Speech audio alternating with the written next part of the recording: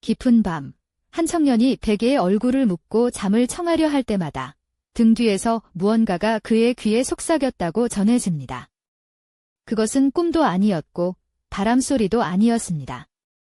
속삭임의 주인은 바로 그 자신의 머리 뒤쪽에 붙어있는 또 하나의 얼굴이었다고 알려져 있습니다. 오늘 우리가 들여다볼 이야기는 인간이 상상할 수 있는 가장 기이한 형태의 고독에 관한 것입니다. 150년이 넘는 세월 동안 이 이름은 사라지지 않았습니다. 에드워드 모데이크.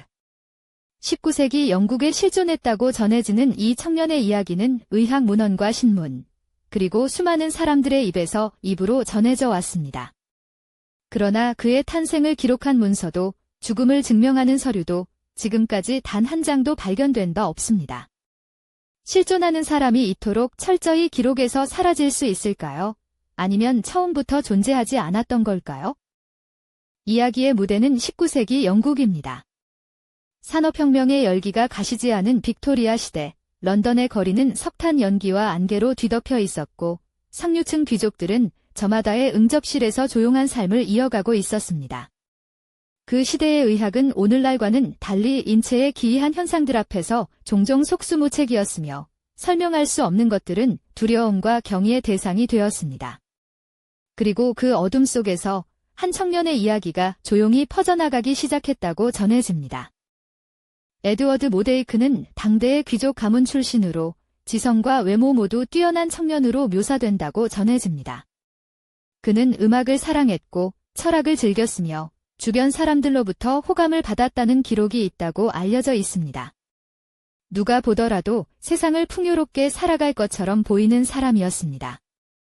그러나 그 화려한 삶의 이면에는 그 누구도 쉽게 알아채기 어려운 무언가가 자라고 있었습니다. 에드워드의 머리 뒤쪽에는 또 하나의 얼굴이 있었다고 전해집니다. 눈이 있고 코가 있고 입이 있는 누가 보아도 사람의 얼굴처럼 생긴 무언가가 그의 뒤통수에 자리 잡고 있었다고 알려져 있습니다. 음식을 먹거나 소리내어 말하지는 못했지만 그 얼굴은 분명히 살아있는 것처럼 움직였다고 전해집니다. 에드워드는 그것을 자신의 일부로 안고 태어났으며 단 하루도 그것 없이 살아본 적이 없었습니다. 그런데 그 얼굴에는 더욱 기이한 특징이 있었다고 합니다. 에드워드가 웃으면 뒷면의 얼굴은 울었다고 전해집니다. 에드워드가 눈물을 흘리면 그 얼굴은 비웃었다고 알려져 있습니다. 마치 그의 감정을 고스란히 뒤집어 반영하는 거울처럼 두 얼굴은 언제나 정반대의 표정을 짓고 있었다고 추정됩니다. 한 몸 안에서 두 개의 서로 다른 반응이 동시에 존재했다는 것입니다. 가장 견디기 힘든 것은 밤이었다고 합니다. 에드워드는 깊은 밤마다 그 얼굴이 자신의 귀에 무언가를 속삭인다고 주변에 호소했다고 전해집니다. 그 내용은 지옥에 관한 이야기들이었다고 알려져 있으며 그 목소리는 어둠이 내려앉을수록 더욱 또렷해졌다고 추정됩니다. 잠은 점점 그에게 공포의 시간이 되어갔고 그는 눈을 감는 것 자체를 두려워하게 되었다고 전해집니다.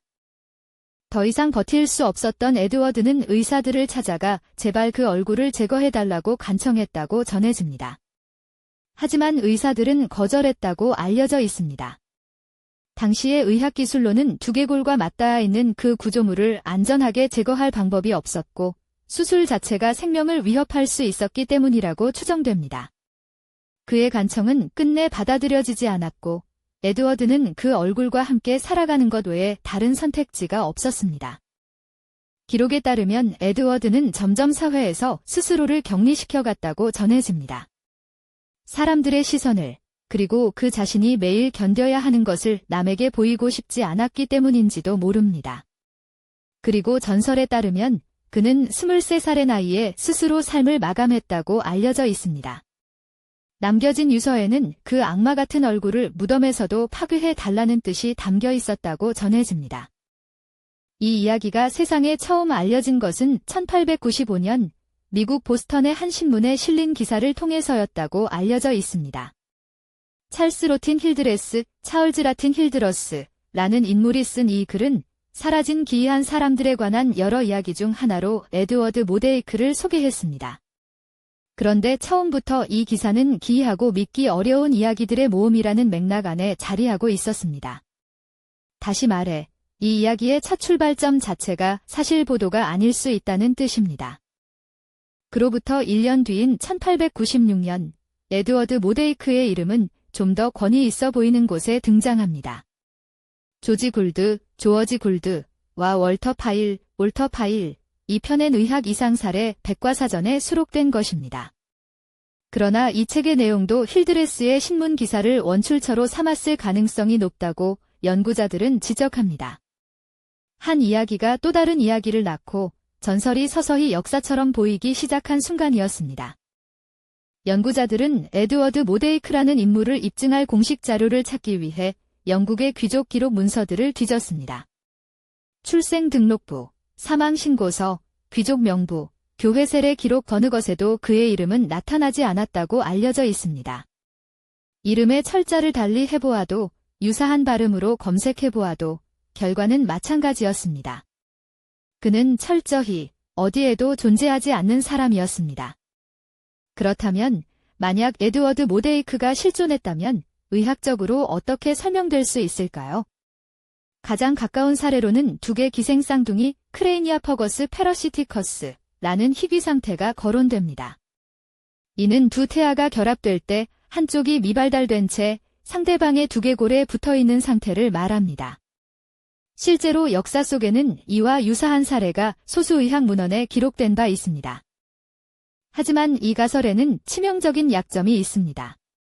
실제 두 개 기생 쌍둥이 사례는 의학 문헌에 남아있는 반면 에드워드 모데이크의 경우는 어떤 병원 기록에도 어떤 의사의 진단 메모에도 등장하지 않습니다.